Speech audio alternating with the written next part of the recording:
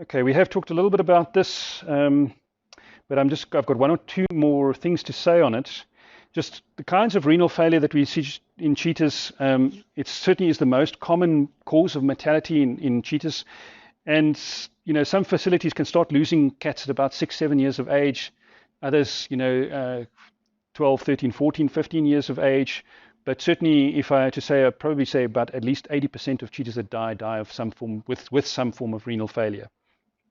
The main lesions, we see glomerular sclerosis. It's common, we see it in almost all cheetahs. 99% of them will have glomerular sclerosis. It doesn't actually contribute a lot to decreased kidney function, though. Although it's a lesion, it doesn't really stop the kidney from functioning. Whereas compared to amyloidosis, which is the buildup of amyloid, which is a type of protein that you can see here stained in blue at the bottom of here. This is also a case of amyloidosis in a kidney. It gets a kind of orangey pink color. This one's got glomerular sclerosis, which shows you a sort of bumpy surface on the outside of the kidneys. But then more importantly, what we see almost in all the cheetahs with kidney failure is cortical fibrosis. So the cortex is this little edge on the outside. If you get fibrosis there, or medullary fibrosis, which is this area in the middle of here, and then occasionally we get these rare cases of oxalate nephrosis, which is oxalate crystals. These cheetahs get sick very, very quickly, and they really don't make it very long. Once they're diagnosed, it's a matter of a few days, and then they're dead. They go from being fairly healthy to all of a sudden, you get this massive flare-up of oxalate crystals in the kidneys themselves. Interesting, because they never really form actual kidney stones, oxalate stones in the bladder or anything like that. And where the oxalate comes from is a bit of a mystery. But I'm almost certain that it's got something to do with bacterial fermentation as well, and that the bacteria in the gut that are producing these oxalate molecules, which then cause a real problem in the kidneys. In cats that drink antifreeze, ethylene glycol. Cats actually like the taste of antifreeze, so don't leave it lying around. And it causes kidney failure with oxalate crystals in the kidneys. That's how they die from it. So it's very toxic to cats, and it's one of the few toxins that cats will actually ingest. They actually avoid most of the other toxins. But there's no history in many of these cases in cheetahs having ever been exposed to antifreeze, to ethylene glycol. So that's not really likely to be a contributing factor. So we think it's gut bacteria that are actually making the actual oxalates. What triggers them to suddenly start doing that shift? And it can't be something that's chronic. It's something that happens in a short space of time. We don't really know. But fortunately, you've lost a few to oxalate nephrosis, but they're fairly few and far between. There are not that many cases that we still see now.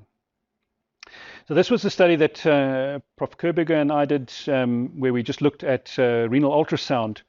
And when we measured the actual, in this photograph of the top here, you can see we measured the actual length of the left kidney with ultrasound, transabdominal ultrasound.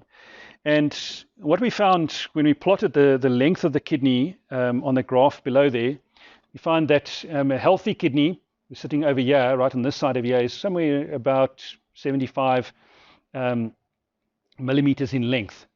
And then if you look at the comparative serum creatinine, which is just a way of measuring the actual kidney function, you see they had fairly low serum creatinine values.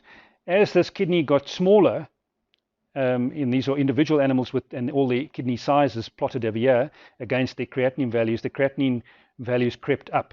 So there was an inverse correlation between them, and it was significant for this. It was significant for urea, and it was also the urine-specific gravity was also significantly correlated with them. So, and these were cheetahs that ranged from 5 to 13 years. And so what it indicates over here is that the size of the kidney is directly influencing the renal function.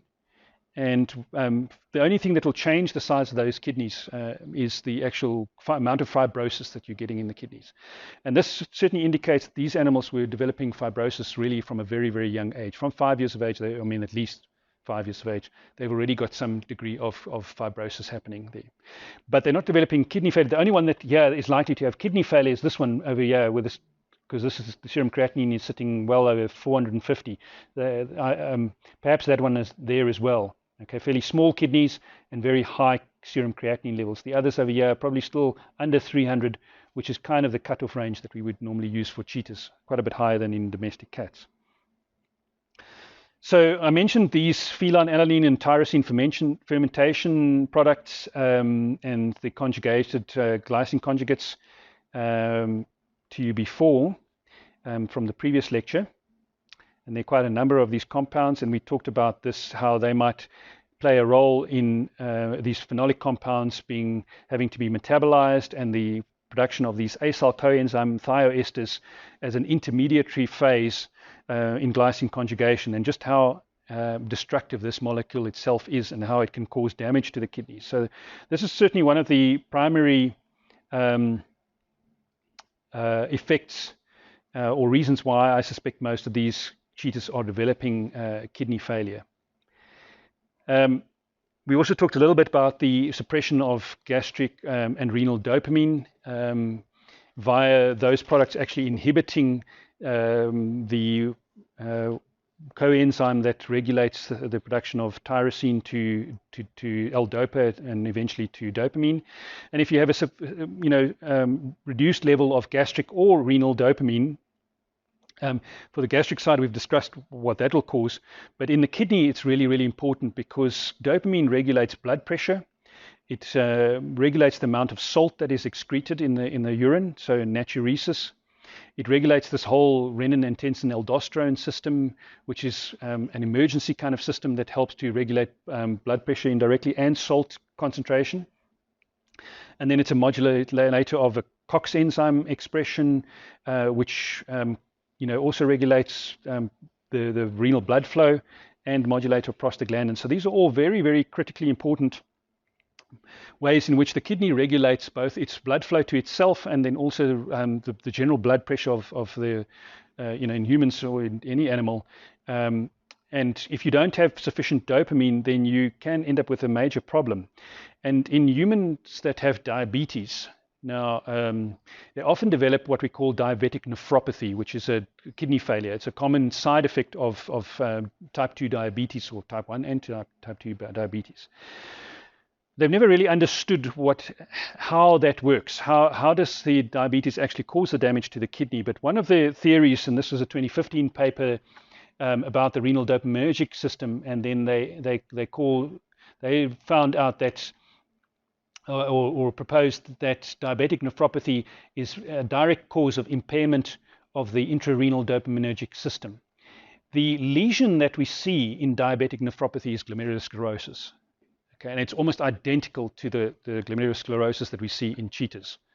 So, but these cheetahs don't have diabetes. There's no problem with their blood glucose levels, and they're certainly not eating any carbohydrates or sugars or anything that are going to give them diabetes.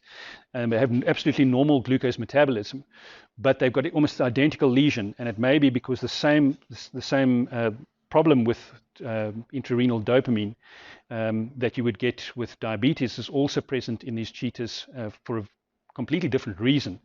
But the lesion that we then get and the implications of that are then fairly similar. So that we certainly think is contributing towards the damage that's occurred in the kidney. The next one is that these cheetahs may also have a severe sodium deficiency.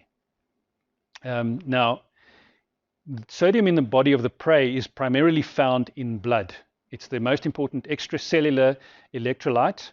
That's why blood has got a salty taste. If you've prick your finger, cut your finger and put it in your mouth, you'll notice it's got a salty taste, and that's because of sodium chloride in there.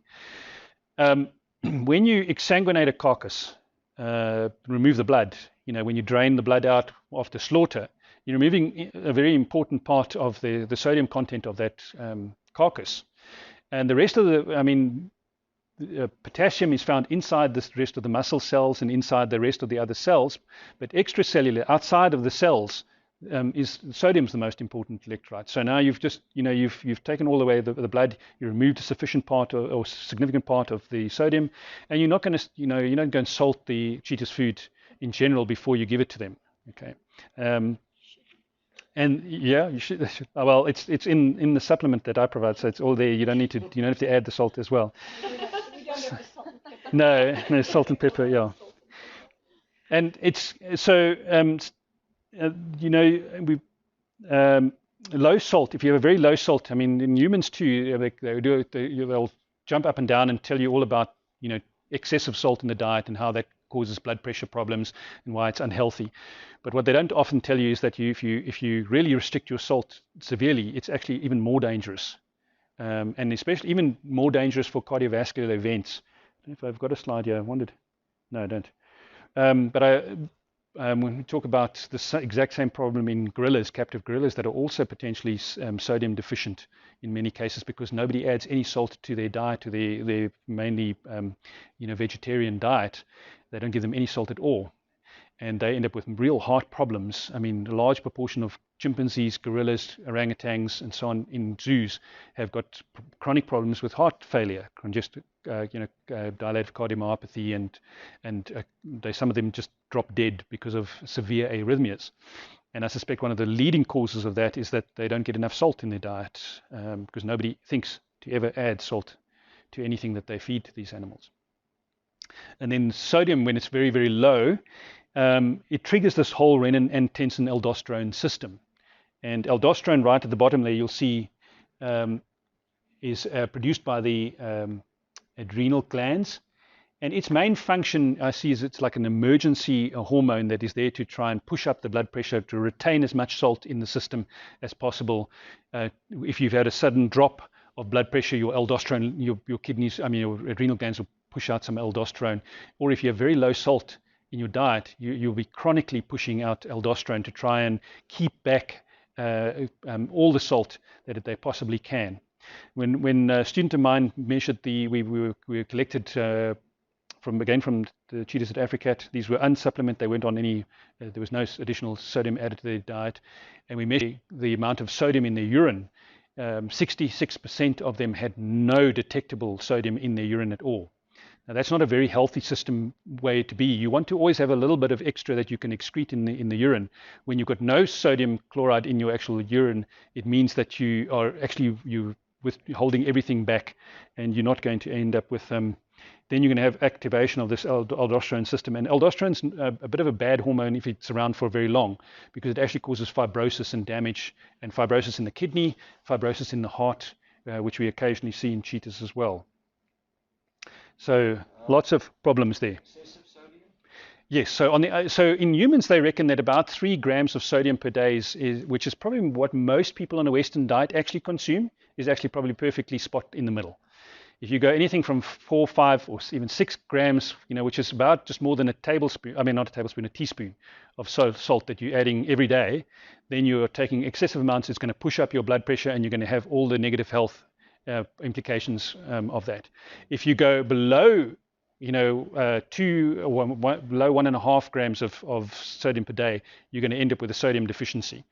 So cheetahs pretty much the same. Very much the same. And so what we normally would do, and this is what we do if you do with the premium cheetah supplement, there is salt added to it, and the rough ratio is about 2.5 grams of sodium that is added per kilogram of meat that is fed. Okay, then that in terms of the cheetah calculation gives me exactly what I need for them to be supplemented with. So normally, if you sometimes if you're feeding a whole carcass that's been exsanguinated, and all you want to add is just the sodium, then half a teaspoon of salt per kilogram of meat is kind of where you've got to aim for. But this is just in some of the implications of excessive aldosterone. I mean, there are quite a few here. You get excessive potassium and magnesium loss.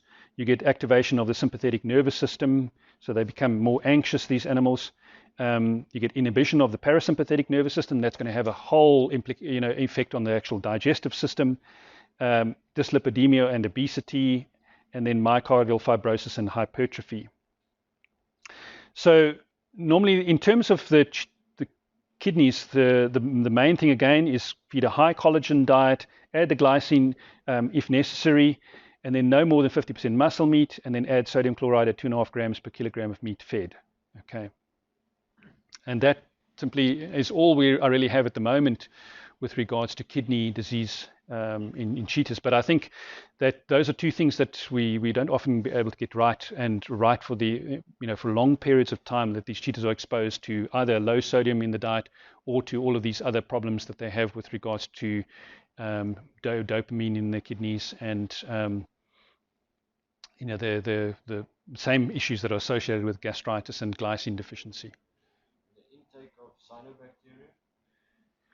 Cyanobacteria, I mean, cheetahs wouldn't be, I mean, we haven't lost any of those. You're talking about well, I mean, it causes major liver damage. That's the biggest problem with cyanobacteria toxicity, and it's mainly a problem in these standing pools. Especially if the wind then blows the cyanobacteria over to one side, and then these cheetahs I mean, I've not heard of cheetahs dying from it yet. I suspect that they will probably avoid it. It's interesting that species differences, whether they, animals that drink from the edge will certainly be more susceptible, but most of the cats are quite sensitive to the smell or taste of the water, and if they can smell, or if the color, or if it's murky, they often won't. They'll just walk around to the other side and go and drink from the other side. Whereas a lot of the animals, that come and drink from the water's edge, unlike buffalo that kind of walk into the water a distance and then start drinking, they will be the ones that will die eventually of liver failure because of the toxins from it. But I've never heard of cheetahs actually getting a problem with that. So and it's more liver rather than kidneys. That's really the issue there. Yeah.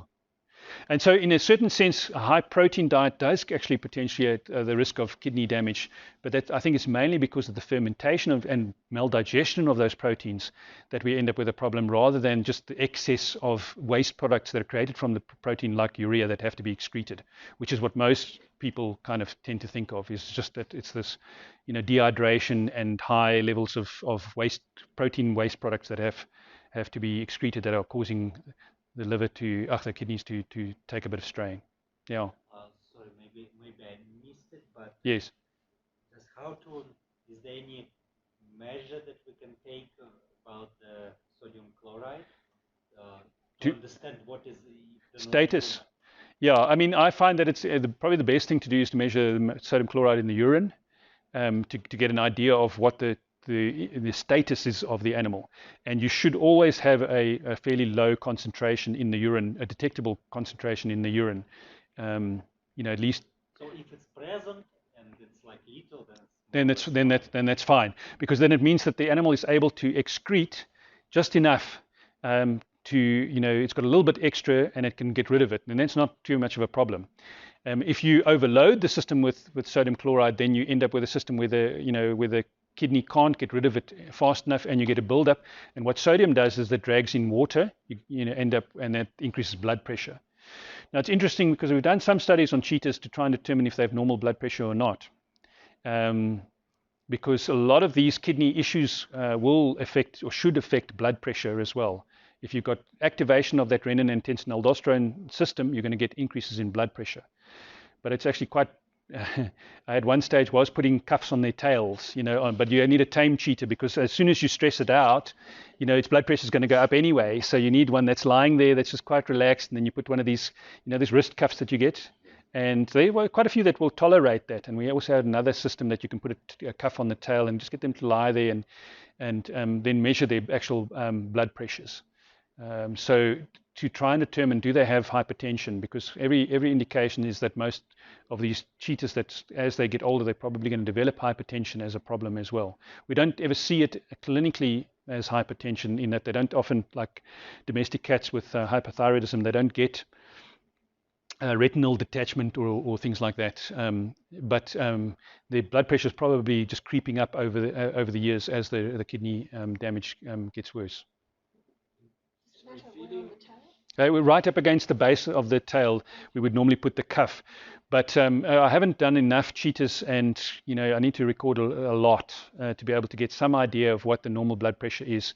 We've actually just validated one machine that because that's the problem. How accurate is the actual blood pressure? So one of my other students has just we hopefully should have a published paper soon on where we measured the intra-arterial blood pressure at the same time as measuring it on the tail, but those were in anesthetized animals. So we've never really done that in awake animals, and I need a lot of fairly tame habituated animals, because as I say, you can't have them stressed. If they're just a little bit weary of what's attached to their tail, then their blood pressure will go up. I mean, if you go to the doctor and have your blood pressure taken, they make you sit down, and then they'll take it, and then it'll be high, and then they say, well, wait 5 minutes, and they take it again, and it's actually normal after that, just because of the anxiety associated with that. So you've got to make sure that all that anxiety is kind of under control, and that means very tame cheetahs that will accept a cuff on the tail, and that they get quite used to it, and then you've got to do it sequentially, over a lifetime, which means that a study like that could take, 5 or 10 years before you get enough data to be able to say, yes, they do develop hypertension over a number of years. Yeah. And feeding like chickens that's been soaked in brine, I think quite salty. Yeah, again, it's a little bit difficult then to determine what your total sodium intake is. I think it would be somewhat helpful. Especially if you don't have to do that every day even, but there has to be some salt that is added, to the food. I mean, it's funny in the great apes where they have all these problems. They actively don't put any salt in the food because they have this kind of mindset that, oh, too much salt causes heart disease. It's again something borrowed from the human side of things, and then they don't add any salt, and then you say, but you can't function. It's one of the most important electrolytes in the body, and the heart can't function without salt. It's not.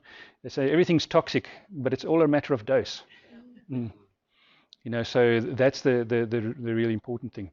I don't know. I've spoken to there's a whole North American great ape heart study, and I've contacted them several times, and they're just not interested in the underlying cause of the problem again. They are more interested in how they diagnose the problem, and they're more interested in how they treat it clinically with drugs. But nobody's asking the question, what's causing it in the first place?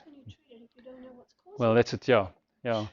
So believe me, it takes you a lot of shouting and before you actually get listened to. Yeah. Okay, let's take a 5-minute break, and then I've got the last two, which is going to be the disease just issues and vaccinations and stuff like that, as well as the breeding. Okay.